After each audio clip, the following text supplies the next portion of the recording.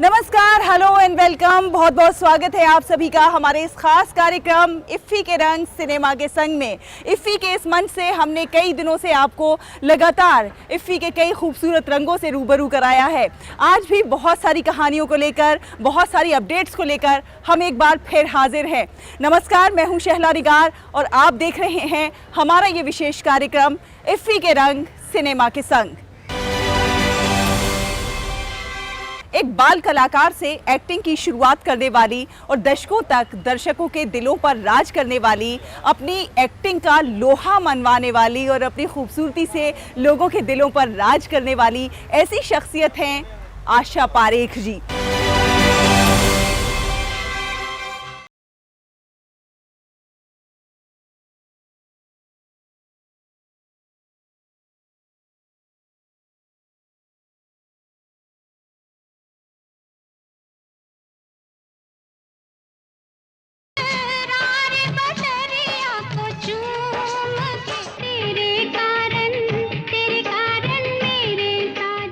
IFFI में एक परंपरा है कि हर साल दादा साहब फाल्के पुरस्कार विजेता को यहाँ पर स्पेशल रेट्रोस्पेक्टिव दिया जाता है। तो इस साल दादा साहब फाल्के पुरस्कार विजेता है वन एंड ओनली, बेहद खूबसूरत और बेहद शानदार अभिनेत्री आशा पारेख जी। हमारे साथ वो मौजूद है। तो बहुत बहुत स्वागत है आशा मैम आपका दूरदर्शन में। नमस्ते, सबको नमस्ते। आपने चाइल्ड आर्टिस्ट के तौर पर 10 साल की उम्र से काम करना शुरू कर दिया था। बहुत सारी आपने फिल्में की हैं, एक से बढ़कर एक शानदार फिल्में दी हैं जिन्हें दर्शक देखते हैं और आज भी याद करते हैं। लेकिन आपने इन्हीं 3 फिल्मों को क्यों चुना? कटी पतंग में मुझे फिल्म फेयर अवार्ड मिला था। दो बदन में पहली बार क्रिटिक्स ने कहा कि मैंने कुछ अच्छा काम किया है, मैं I proved myself as an artist. और तीसरी फिल्म तो इसलिए कि वो बहुत ही मज़ेदार फिल्म है और एवरग्रीन फिल्म है, तीसरी मंजिल, तो इसलिए ये चुने। अभी इनकी स्क्रीनिंग भी होगी, अभी आज आप देखने भी जाएंगी। तो अगर आपके दिल के सबसे करीब कहूँ तो इन तीनों में से भी कौन सी आपके दिल के सबसे करीब है? तीनों, क्योंकि मुझे मज़ा आता है देखने के लिए, तो इसलिए मैं बहुत मुश्किल है कहना के लिए कि कौन सी सबसे अच्छी लगती है। मैम, काफ़ी लंबा सफ़र रहा है इफ्फी का और इफ्फी ने इस दौरान बहुत सारी फिल्मों के उतार चढ़ाव देखे हैं, फिल्मों में बहुत सारे दौर देखे हैं। अब ये जो 53वां प्लेटफॉर्म है, 53वां अंक है इफ्फी का, इसको आप कैसे देखते हैं?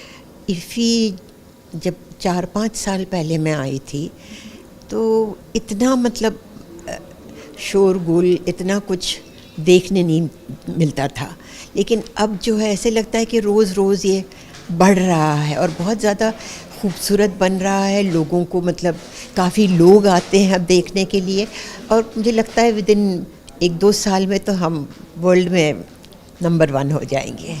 मैम, कई सारी ऐसी फिल्में हैं इफ्फी के इस मंच पर, हम देख रहे हैं कि बदलाव की एक ऐसी बयार है कि बहुत सारी ऐसी फिल्मों को यहाँ पर प्रदर्शित किया जाता है जो अगर कॉमर्शियल सिनेमा की बात की जाए तो नहीं बनाते लोग, उतनी कमाई नहीं कर पाती हैं, लेकिन इफ्फी के उस मंच पर उन फिल्मों को सराहना मिलती है, उनके काम को सराहना मिलती है और अंतर्राष्ट्रीय स्तर पर भी सराही जाती हैं। तो उसे आप कैसे देखते हैं? इफ्फी मौका देती है अच्छी पिक्चरों को आने के लिए जो थिएटर्स में नहीं आती है, तो इफ्फी एक मौका देते हैं कि वो वर्ल्ड के लोगों को दिखाएं, उनको ये बाज़ार जो है उसमें पिक्चरें बिकती है। तो ये सब बहुत अच्छा हो रहा है जो भी हो रहा है। इफ्फी को मतलब जो मैंने देखा है उससे कई ज़्यादा बेहतर हो गया है। टेक्निकली हम बहुत आगे बढ़ रहे हैं, अच्छी अच्छी कहानियाँ बन रही है। हाँ, जो कमर्शियल फिल्म्स है वो कुछ थोड़ी बहुत सी कहते हैं कि एक ही बात चल रही है, कुछ नई बात नहीं आती, इसलिए कई पिक्चरें नहीं चलती है। क्यों नहीं चलती है? इसलिए कि यार वही एक ही चीज़ हम रिपीट कर रहे हैं। लेकिन कुछ ऐसी फिल्में हैं जिसे देखकर बोलते वाह क्या पिक्चर बनाई है। इफ्फी के इस मंच पर ना सिर्फ फिल्मी सितारे अपनी फिल्मों को प्रमोट कर रहे हैं, बल्कि वो यहाँ से सामाजिक सरोकारों के संदेश भी दे रहे हैं। और ऐसा ही एक संदेश देते हुए दिखाई दिए तमाम फिल्मी सितारे, स्वच्छता का संदेश। जी हाँ, स्वच्छता का ये संदेश तमाम फिल्मी सितारों ने राजनीति के दिग्गजों के साथ आकर जनता को दिया। तो देखिए इफ्फी के इस मंच से फिल्मी सितारों का ये खास संदेश।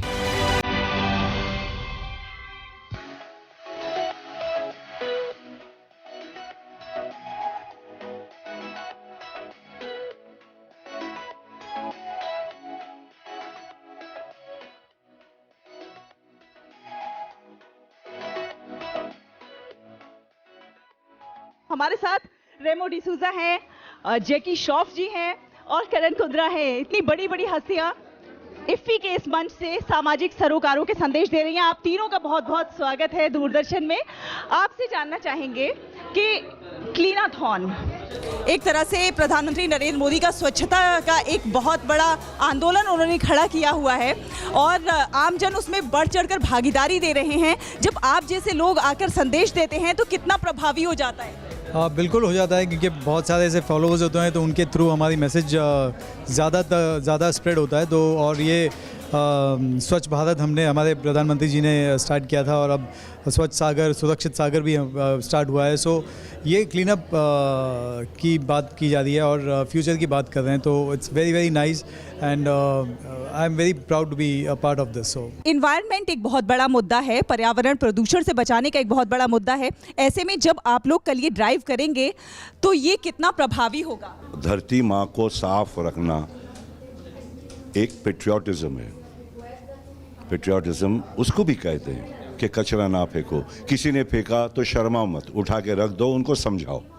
ये बातें घर में सीखने मिलता है, माता पिता बताते हैं, स्कूल में तो बताते हैं। वो ये बच्चों को वहाँ से पकड़ो जब छोटा है, क्योंकि जो हम छोड़ के जाएंगे उनके लिए छोड़ के जा रहे हैं। मेरे बाबा का लेगेसी उनकी लेगेसी है, मेरा नहीं है। बच्चों को संभालना अपना धर्म है। Patriotism is teaching them how to keep your Mother Earth clean so that they'll enjoy the beauty that our generation and our forefathers have enjoyed. Let's have a clean beaches all across. हम लोग renewable energy की बात करते हैं, हम लोग sustainability की बात करते हैं, हम लोग मेक इन इंडिया की बात करते हैं। हम जब बाहर ट्रैवल करते हैं हम देखते हैं कि लोगों ने अपनी कंट्रीज़ में इम्पॉसिबल सिचुएशंस में डेजर्ट्स के बीच में उन्होंने इतना कुछ इतना उन्होंने they've grown so much, they've used, but India as a country we have a lot of resources, so it's about sustainability. जितना हम अपने आप को सुरक्षित करेंगे वो कैसे होगा, उसका पहला स्टेप सफाई होती है। So it is about creating an environment for us, for our future. अगर हम चाहते हैं कि हम एक ऐसी कंट्री बने जिसको किसी बाहर की सपोर्ट की एड की ज़रूरत ना पड़े, जो कि ऑलरेडी है। कभी किसी ने सोचा था कि इफ़ी में पर्यावरण का एक कॉन्क्लेव होगा या प्रेस कॉन्फ्रेंस होगा, क्योंकि ये फिल्म से जुड़ा हुआ है, लेकिन पर्यावरण एक ऐसा विषय है जो हर विषय, और फिल्म तो सबसे ज़्यादा, क्योंकि इतने सारे स्टार्स जो होते रोल मॉडल होते हैं। आज मैं यदि कोई बात कहूँ एक सामान्य व्यक्ति की तरह तो वो कितनी असरदार होगी मुझे नहीं पता, लेकिन करण अगर कहें या जैकी कहें या रेमो कहें तो ज़रूर असरदार है, क्योंकि इन्हें हज़ारों लोग फॉलो करते हैं। कितना महत्वपूर्ण हो जाता है इफ्फी के इस मंच से आपने जिस विषय को उठाया है, ये विषय बहुत महत्वपूर्ण है और लोग आप लोगों के इस आह्वान का अनुसरण करेंगे। तो ये इफ्फी का मंच आप कितना महत्वपूर्ण मानती हैं? इफ़ी ने इस बार बीच क्लीन अप प्रमोट किया है, ये बहुत बड़ी बात है। देखिए ऐसे फिल्म इवेंट्स में बहुत लोगों का इंटरेस्ट रहता है, आईबॉल्स रहते हैं, बहुत सारा लिखा जाता है, और उस वक्त जब स्टार्स हमारे साथ जुड़ते हैं, गवर्नमेंट जुड़ती है और हम कोई कॉज के बारे में लोगों तक जाते हैं, तो वो लोगों के मन में और अच्छी तरीके से रिवाइज हो जाती है कॉज। सबको पता है कि बीच क्लीन रखना है, गोवा में तो कल्चर है, बीचेस को भगवान मानते हैं, पर एक रिवीजन ज़रूरी है कि हाँ हमें अभी आगे भी रखना है और आज अगर कुछ कमतरता हो उसे भी हमको ठीक करना है। तो ये बहुत अच्छी बात है कि इफ़ी में ये जो एक मुद्दा है ये फिर से लोगों के सामने आया है। मैम, जब जाने माने जो चेहरे होते हैं, चाहे वो राजनीति से जुड़े हों या फिल्मी दुनिया से जुड़े हों, जब वो इन संदेशों को पहुंचाते हैं तो वो और भी ज़्यादा महत्वपूर्ण हो जाते हैं, आप मानते हैं? यकीनन। अभी देखिए जैकी श्रॉफ जी है, लोग कितना सुनते हैं उनको, उनकी बिड़ू वाली लैंग्वेज लोगों को पसंद आती है।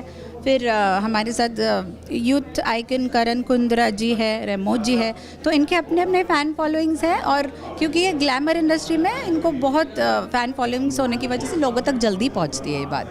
बहुत बहुत धन्यवाद मैम डीडी न्यूज़ से बात करने के लिए।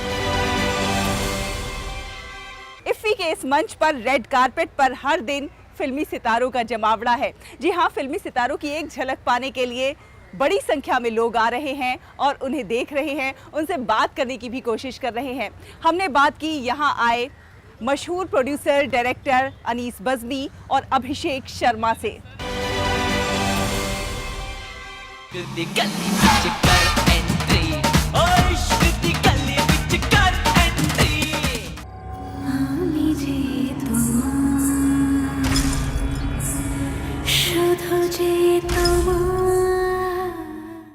हम हैं अटके दिल भी मारे झटके। हमारे साथ इस समय निर्माता निर्देशक पटकथा लेखक अनीस बज़मी साहब मौजूद हैं और साथ ही साथ मशहूर फिल्म निर्माता अभिषेक शर्मा मौजूद हैं। आप दोनों का ही बहुत बहुत स्वागत है दूरदर्शन में। सर, सबसे पहले आपसे जानना चाहेंगे कि इफ्फी का ये मंच कितना प्रतिष्ठित मंच है और यहाँ आकर आपको कैसा लग रहा है? मुझे तो जब जब मैं आया हूँ इफ़ी इतना अच्छा लगता है। अब तो ऐसा लगता है जैसे घर में ही आ रहे हैं। और हर बार जो है मैं ये चौंकता था देखकर कि यार किस पैमाने पे ये लोग जो है तैयारी कर रहे हैं, कितना ग्रैंड जो है, कितना। लेकिन इस बार तो मैं आपको ईमानदार से बताऊं, मैं एकदम चौंक गया हूं।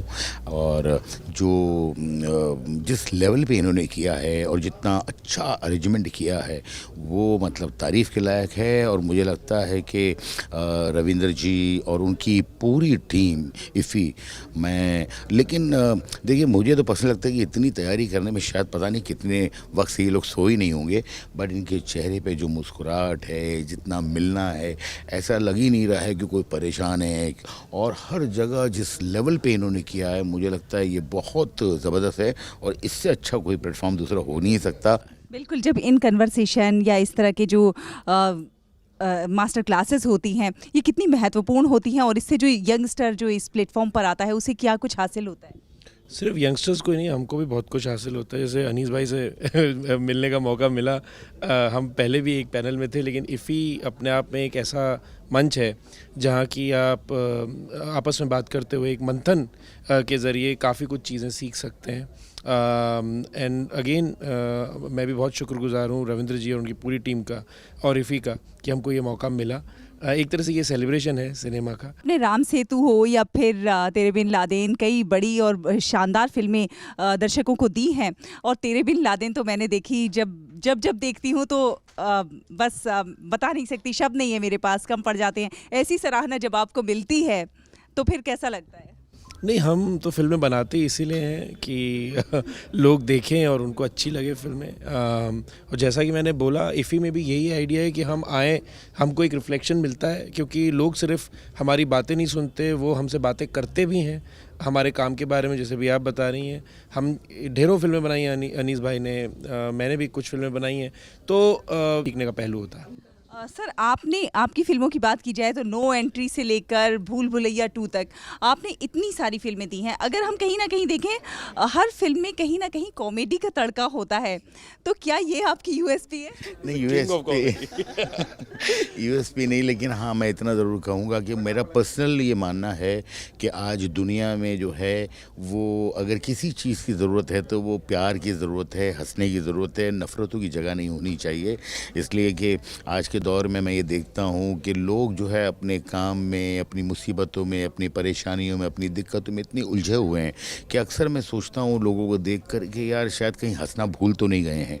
और मुझे लगता है ये अगर आप किसी को 2-2.5 घंटा अपनी फ़िक्रों से दूर ले जाकर अगर हंसा सकते हैं तो मुझे लगता है ये बहुत बड़ा काम है। एक तरह से मुझे लगता है फ़िल्म लिखना, क्योंकि एक बहुत आइसोलेशन का काम होता है, आप अकेले बैठे हैं और जो वो एक कोरा पेपर होता है, पेज, वो किसी मंजुलिका से कम नहीं होता, वो बहुत डराता। भुलैया 1 में आपके साथ अक्षय कुमार थे और 2 में आपके साथ कार्तिक आर्यन थे, तो कितना मुश्किल होता है सीक्वल बनाना और सीक्वल एक डिफरेंट स्टार के साथ? पहली फिल्म जो है हमारे एक सीनियर डायरेक्टर हैं मिस्टर प्रियदर्शन जी, उन्होंने बनाई थी और बहुत ही खूबसूरत फिल्म बनाई थी। अक्षय जी थे, अक्षय जी हमारे सबके बड़े चहीते एक्टर हैं, बिकॉज़ एक वो एक्टर ऐसे हैं जो गुड लुकिंग एक्टर हैं, कॉमेडी भी करते हैं, इमोशन भी करते हैं, वो फाइट भी करते हैं, उनसे जो चाहें आप करवा लें। उन्होंने बड़ा प्यारा काम किया था उस फिल्म में। और हमारी जो विद्या बालन थी, she has done a fantastic job. तो जब ये जिम्मेदारी मुझे दी गई तो initially I was very scared कि यार इतनी अच्छी फिल्म बनी है, अब मैं और आगे क्या बना पाऊँगा। तो मैंने कुछ 2-4 जो डिसीज़न हैं बहुत ही इनिशियली लेवल पे लिए थे कि मैं सस्पेंस थ्रिलर नहीं बनाऊँगा, क्योंकि पहली फिल्म जो है सस्पेंस थ्रिलर थी, तो मुझे उसके ऊपर जाने में बहुत तकलीफ़ होती। तो मैंने इसे गोस्ट स्टोरी बनाई और फिल्म जो है लोगों और बच्चे बहुत इंजॉय करें। क्या भूल भुलैया 3 देखने का बिल्कुल हम इंतज़ार करें? ये प्लान चल रहा है and everybody is very excited to start that film and हमने अभी उस पे स्क्रिप्ट पे काम भी करना शुरू कर दिया है। अभिषेक जी, आपके अगर फ्यूचर प्रोजेक्ट्स के बारे में हम बात करें तो अब हमें दर्शकों को कौन सी फिल्म देखने को मिल सकती है?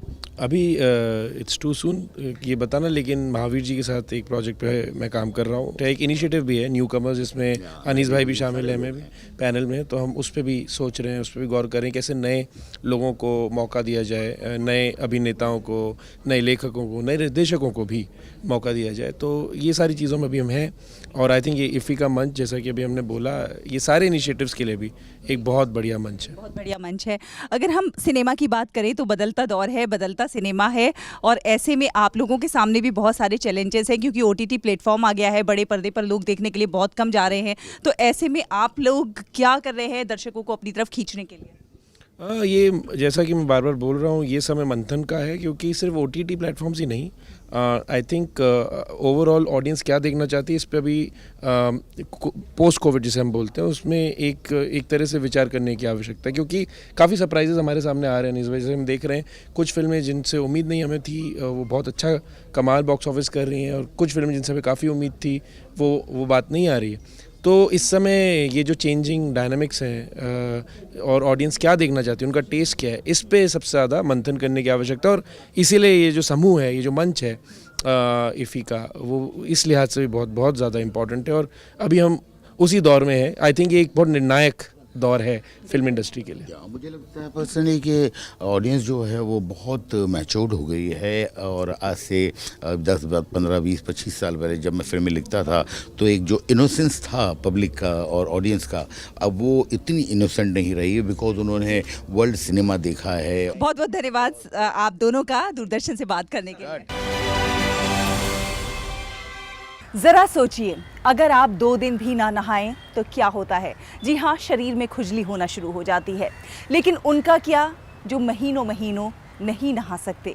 इसके पीछे भी कारण है, वो चाहते हैं किसी की गंदी नज़र से बचना। जी हाँ, ऐसे ही एक विषय को उजागर करती है फिल्म रेखा, जो स्ट्रीट पर रहने वाली उन लड़कियों के दर्द को बयान करती है। रेखा फिल्म की स्टार कास्ट जब इफ़ी के मंच पर आई तो हमने उनसे ख़ास बातचीत की।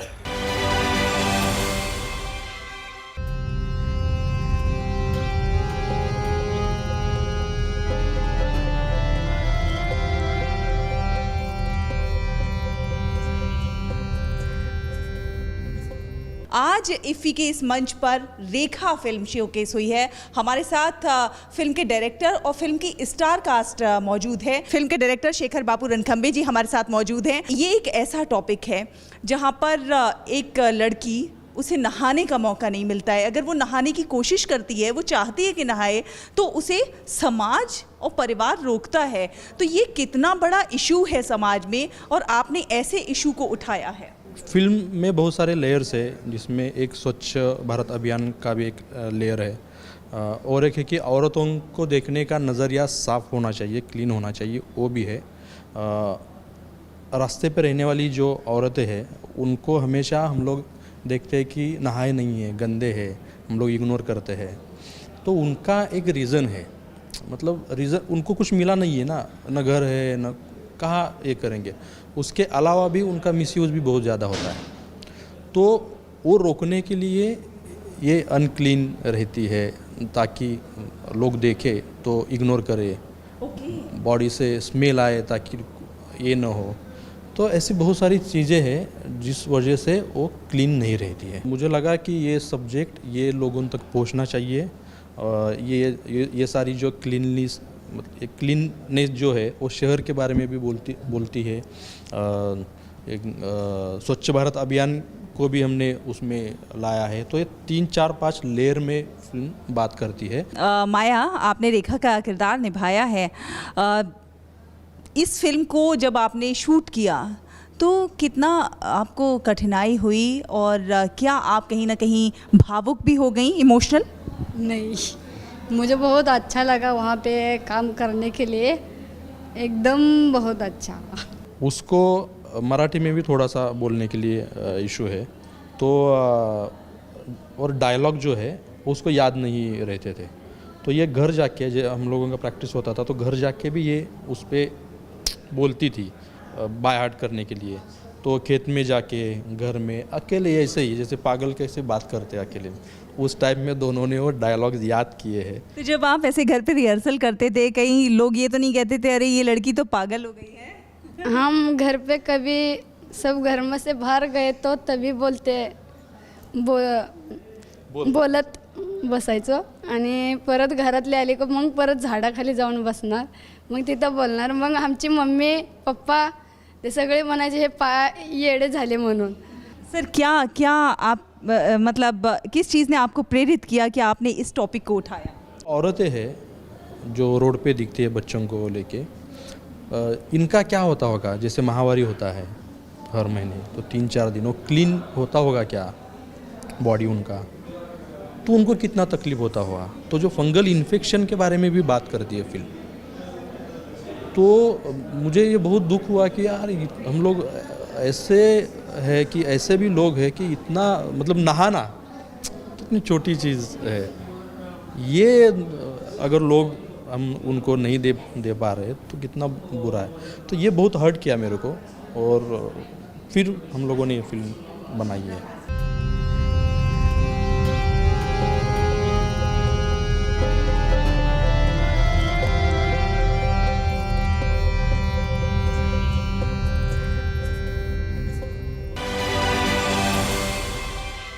इफ्फी के रंग सिनेमा के संग हमारी इस विशेष पेशकश में अभी के लिए बस इतना ही। फिर हाजिर होंगे इफ्फी के कुछ खूबसूरत रंगों को लेकर। हमें और हमारी पूरी टीम को दीजिए अनुमति। नमस्कार।